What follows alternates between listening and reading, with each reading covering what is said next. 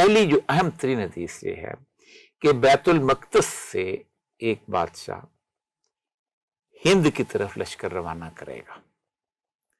जब तक बैतुल मक़दस में हमारी हुकूमत आज तक कायम नहीं हुई, सेंट्रल हुकूमत, क्योंकि आपने फरमाया इमरान अल बैतुल मक़दस खराब अल यसरब, बैतुल मक़दस की आबादी मदीना की वीरानी, खराब अल यसरब खरूज अल मरहमा, बड़ी जंग का खरूज अल मरहमा यफ्तल कुस्तुनतुनिया। अब होना क्या है, मैं आपको अर्ज करता हूँ।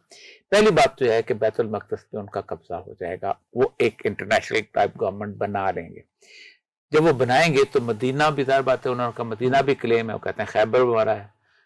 आप देखें ना, बनु कुरैजा, बनु खज़ा, ये सारे तो मस्जिद नबवी के इलाके के अंदर रहते थे, अब तो पूरा मदीना में आ गया, तो मदीना भी रहने के काबिल नहीं रहेगा। आज सल्लल्लाहु अलैहि वसल्लम फरमाया कि वहां से एक शख्स जो है भाग के मक्का चला जाएगा, मदीने से। तो मक्का जब जाएंगे तो उसके बारे में कहा जाता है इमाम में, कुछ हदीसों में इमाम मेहदी है, कुछ को खलीफा है, जो भी है, लेकिन मेहदी, इमाम मेहदी ही उसका देखे तो लोग उनको पकड़ के कहेंगे आप हमारी, he must be known person, कि आप हमारी क़यादत करें, हम तबाह हो रहे हैं। तो वो कहते हैं कि उनकी जबरदस्ती बैत ली जाएगी हजर अस्वद और रुकन यमानी के दरमियान। जैसे वो बैत होगी तो शाम में एक शख्स हुक्मरान होगा, वो भी मुसलमान होगा, लेकिन वो बनु कल्ब से होगा। इसका मतलब है कि रेवलरी चल रही होगी। वो कहेगा कि ये बैत हो गई है तो ये बड़ा फसाद पैदा हो रहा है, तो उसके लिए लश्कर रवाना करेगा शाम से इमाम मेहदी के खिलाफ। तो शाम आपको पता है ऊपर है, वहां से फिर मदीना के रास्ते, तबूक से मदीना में, तो रास्ते में एक मकाम रसूल का बताया, बैजा का मकाम, मदीना से गुजर के बैजा के मकाम। तो अचानक कुछ जलजला आएगा, जमीन फटेगी और वो लश्कर जो है उसके अंदर धंस जाएगा। ये वाहिद निशानी है इमाम मेहदी की, बाकी जो मर्जी दावे करते फिरे। जब ये निशानी अनाउंस होगी कि वो ये हो गया, तो खुरासान में एक ग्रोह अफगानिस्तान में स्टैब्लिश हो चुका, वो काले झंडे लेकर निकलेंगे उस तरफ, और वो इमाम मेहदी को लेके गौता के मकाम पे पहुंच जाएंगे। गौता है दमिश्क के साथ, वहां उनका हेडक्वार्टर बनेगा। वो मक्का आएंगे और वहां से फिर आगे मक्का में उनको साथ लेके तो गौता फिर आगे, क्योंकि जो सारा कुछ, तो वहां से फिर जाके तो वो बड़ी जंग शुरू हो जाएगी, जिसमें आप सल्लल्लाहु अलैहि वसल्लम आया कि 80 झंडे लेके लोग आएंगे यूरोप से, अहले रोम, और वो 80 झंडों के नीचे हर एक के पीछे 12,000 फौज होंगे। वो डिफरेंट स्टेट्स हैं या क्या है? वो 80 झंडे होंगे, डिफरेंट स्टेट्स होंगे, इकट्ठे हो जाएंगे। यहाँ जब मूवमेंट चलेगी तो वो पहले टर्की फतह कर लेंगे, कुस्तुनतुनिया फतह हो जाएगा, फतह हो जाएगा। ओके, ये लड़ाई होनी है शाम में, हलब का इलाका जो उसके आगे, वो मैदान में देखा है मैंने जाकर खुद, विजिट किया। आमाक का इलाका जो बहुत ऐसा लगता है मैदान जंग के लिए बना हुआ। अच्छा, वो बना ही लग रहा है। वहां पर 80 झंडों के नीचे 12,000, 9,60,000 इन्फेंट्री आज तक कभी इकट्ठी नहीं हुई दुनिया की तारीख, ये आएंगे, ये होगी लड़ाई। इस लड़ाई के अंदर मुसलमान जो हैं ये फतह करते करते, लड़ाई करते करते आखिर में कुस्तुनतुनिया फतह कर लेंगे।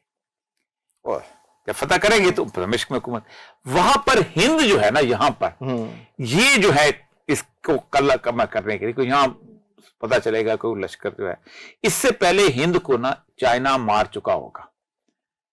आपकी एक हदीस है, खराब सिंध मिनल हिंद व खराब अल हिंद मिनल सीन, कि जो सिंध है ना जहां हम रहते हैं, इसको इंडिया तबाह करेगा और इंडिया को चीन तबाह करेगा, और इंडिया जो है ना वो मुख्तलिफ बादशाहतों में तकसीम हो चुका होगा। पहले इस सिंध को वो तबाह करेगा, और उसके बाद फिर चीन इंडिया को तबाह करेगा, साथ ही साइमल्टेनियस चलेगा। ये लश्कर जो है ये फिर फतह करने के लिए आएगा हिंद को, खुरासान से, फिर वो यहाँ से लोगों को भी साथ लेगा, फिर वो आगे आप में कि हिंद के बादशाहों को अपने बादशाह हवा हजूर के सल्लल्लाहु को कहाँ से आती थी जी? ठंडी हवा कहाँ से आती? हिंद से। यहाँ नहीं है, वहाँ है।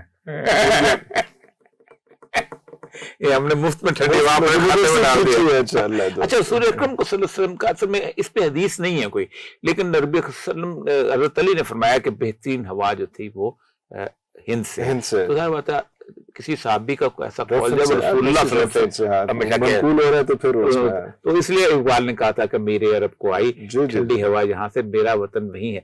और वो इकबाल ने सिंध के बारे में, नानक ने जिस चमन में वहदत का गीत गाया, मेरा वतन तातारियों ने जिससे अपना वतन छुड़ाया, मेरा वतन वही है। उसमें उसने कहा है मेरे अरब को आई ठंडी हवा जहां से मेरा वतन।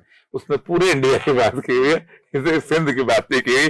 खाते में हम डाल लेते हैं बस, चलो ठीक हो गया, लेकिन मजा आता है ना भाई, शेर है हम भी ठंडी, हालांकि होते थे हम देखो सारा दिन उनकी फिल्में देखते रहे, लेकिन ठंडी हवा से लेते। अच्छा, उसके बाद हम अभी आपने कहा कि ग़ज़वा हिंद का ये सारा प्रोसेस है उसमें, लेकिन अभी जिस स्टेज पे हम लोग हैं, जो इस वक्त मारामारी हो रही है, जो इस वक्त सिचुएशन वहां पे फलस्तीन में है, हमास का उसका कंट्रीब्यूशन है या नहीं है, वो एक अलग पूरी डिबेट है उसमें।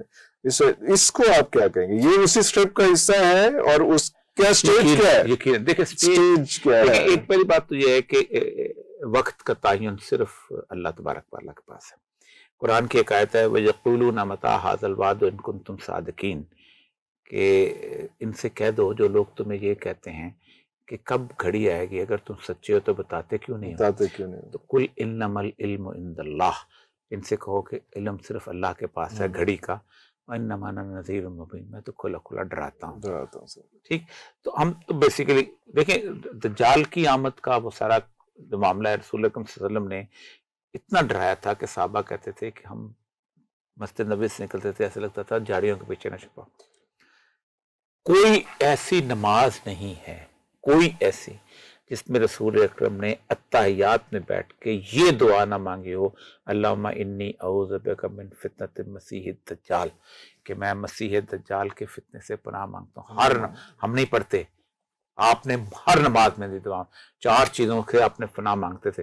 अल्लाहुम्मा इन्नी अऊज़ु बिका मिन अज़ाबिल क़ब्र व अज़ाबिन नार, कब्र के अजाब से और आग के अजाब से। अल्लाहुम्मा इन्नी अऊज़ु बिका मिन फितनतिल महया वल ममात, मैं जिंदगी और मौत के फितने से पनाह मांगता हूँ, और दज्जाल के। ये 4 चीजें आपने बगैर नागे के अत्तहियात में मांगी है दुआ। ठीक, इसका मतलब ये है कि समझते से कल आज आया कि कल आया। असल मतलब ये है कि जो टाइमलाइन बताई जाती है ना जी इस वक्त सारी की सारी, उस टाइमलाइन के मुताबिक चीजें बहुत नजदीक हैं। तमाम 70-72 निशानियां तकरीबन पूरी हो चुकी हैं। हमास की लड़ाई से बिल्ट अप वही होना है कि ज़ाहिर बात है ये बेचारे कहीं ना कहीं मार खाएंगे, आगे पीछे होंगे, और उन्होंने आखिर में ज़ाहिर बात है अब कब्जा तो तकरीबन उनका हो चुका हुआ है। जिसकी फौज होती है ना, ये जिसका सिस्टम होता है उसी का मुल्क होता है, उसी का मुल्क होता है। अमेरिका के तकरीबन 78 प्लेसेस के ऊपर सऊदी अरब के अंदर उनकी अपनी प्रेजेंस मौजूद है। ठीक है, जो उनका आयरन डोम इसराइल का वो यूएई को कंट्रोल कर रहा है, तो जिसका आयरन डोम होता है, जिसकी फौज है उसका मुल्क है। हाँ जी, हाँ जी, अपने मुल्क में देख लो और कैसे आप अच्छा तो जो भी है हर जगह ओवरऑल तो होना ये है कि अब अरबों की मार पड़नी है। आपने फरमाया कि अरबों को मार पड़नी बहुत बुरी तरह, वैलुल अरब के तबाह। सैयदा आयशा से कि सबसे पहली जो कौम मुझे आके मिलेगी वो अरब होंगे, और मैं एक जगह एक जूती पड़ी होगी तो लोग पूछेंगे कि एक औरत पूछेगी कि ये जूती तो कुरैश की है, लेकिन कुरैशी दुनिया में मौजूद नहीं होगा। उफ